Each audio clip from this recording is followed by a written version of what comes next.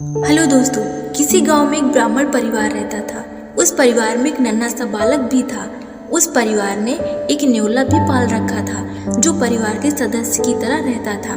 वह न्योला भी परिवार के एक साथ बहुत खुल मिल कर रहता था। एक दिन ब्राह्मण किसी आवश्यक कार्य से नगर के बाहर गए हुए थे। ब्राह्मणी को पानी भरने के लिए कुएं तक जाना था, लेकिन उसे इस बात का डर था कि कहीं न्योला उसकी अनुपस्थिति में उसके बच्चे को नुकसान न पहुंचा दे। लेकिन बालक को सोता हुआ देखकर उसने सोचा कि एक घड़ा पानी भर लिया जाए। जब ब्राह्मणी पानी भरने गई तो तभी अचानक एक सांप बालक के पास आ गया। यह देखकर न्योला उस बालक को बचाने के लिए सांप से लड़ने लगा। कुछ ही देर में उसने सांप को मार डाला।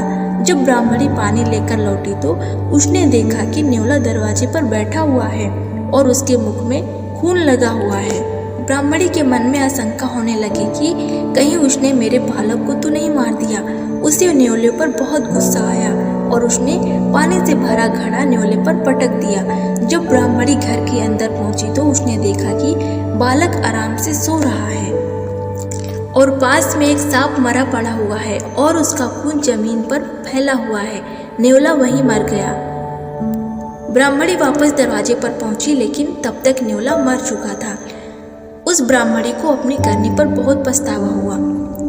दोस्तों, इस कहानी से हमें ये सीख मिलती है कि हमें क्रोध में कोई निर्णय नहीं लेना चाहिए। क्रोध थोड़ी देर का पागलपन होता है जो हमें नुकसान पहुंचा सकता है। सेकेंड स्टोरी में महात्मा बुद्ध ने शांत रहकर एक क्रोधित व्यक्ति का गुस्सा शांत किया।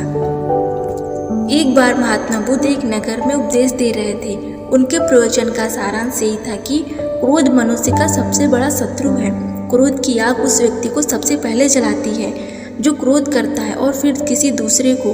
अगर हम सहनशीलता को अपना स्वभाव बना ले तो क्रोध को काफी हद तक नियंत्रित कर सकते हैं। बुद्ध का प्रवचन जारी था कि एक व्यक्ति क्रोध में चिल्लाकर बोला, बंद करो ये बकवास, तुम लोगों को संशयग्रस्त कर रहे हो, अडम्बरी कहीं के। श्रोताओं ने उसे चुप कराने के जब प्रयास किए तो बुद्ध ने मना कर दिया। वह उस व्यक्ति की बातें चुपचाप सुनते रहे। प्रतिक्रिया व्यक्त न करने के कारण वह व्यक्ति और भी क्रोधित हो गया। बड़ी देर तक उसने उल्टा सीधा बोला, फिर वहां से बाहर निकल गया। अगले दिन जब उस व्यक्ति का क्रोध शांत हुआ तो वह पश्चाताप की आग में जलने लगा। वह अपने आप को दोषी मानने लगा और खुद को कोसने लगा कि उसने इतनी बड़ी गलती की है जिसका उसे प्रायश्चित करना पड़ेगा। उसने गौतम बुद्ध को तलाशने की कोशिश की, पर तब तक गौतम बुद्ध आगे बढ़ चुके थे। खोजते खोजते किसी तरह वह बुद्ध तक पहुंचा और उनके पैरों में गिरकर क्षमा मांगने लगा। हे प्रभु, मुझे क्षमा कर दीजिए, मैंने कल आपसे अनाप शनाप बातें कही थी।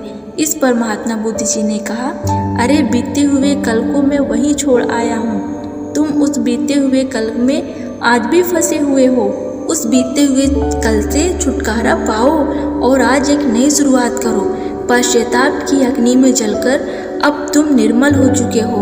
शपथ लो कि कभी क्रोध नहीं करोगे। महात्मा बुद्ध ने उस व्यक्ति को आशीर्वाद दिया और इसके बाद धीरे धीरे उसके व्यक्तित्व में सकारात्मक परिवर्तन हुए।